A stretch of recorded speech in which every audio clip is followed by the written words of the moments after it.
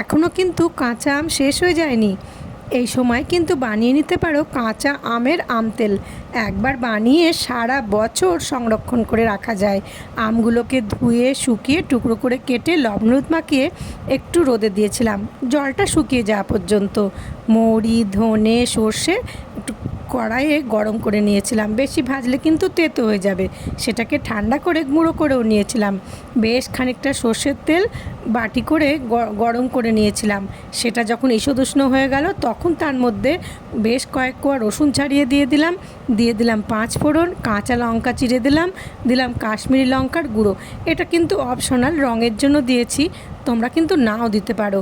দিয়ে দিলাম একটু হলুদ, আর সেই গুঁড়িয়ে রাখা মশলাটাও দিয়ে দিলাম। ভালো করে মিশিয়ে নিলাম। আর এর মধ্যে দিয়ে দিলাম পরিমাণ মতো লবণ। যেহেতু আম খুব টক, লবণটা কিন্তু একটু বেশি পরিমাণেই লাগে। লবণটা দিয়েও ভালো করে মিশিয়ে নিলাম। আর তারপরে দিয়ে দিলাম খানিকটা ভিনিগার। তারপরে ভালো করে মিশিয়ে নিয়ে সেই যে আমগুলো রেখেছিলাম সেটা দিয়ে ভালো করে মিশিয়ে বোতলের মধ্যে রেখে বেশ খানিকটা সর্ষের তেল দিয়ে দিলাম। কাঁচা তেল নয় কিন্তু, সেই যে তেলটা গরম করে রেখেছিলাম সেই তেলটা। তার আগে সেই গরম তেলটা বোতলের মধ্যে দিয়ে সারা বোতলে ভালো করে মাখিয়ে নিলাম। এতে শুনেছি আচারটা নষ্ট হয়ে যাওয়ার ভয় কম থাকে। কেমন লাগলো আমার আম তেল জানাতে কিন্তু ভুলো না।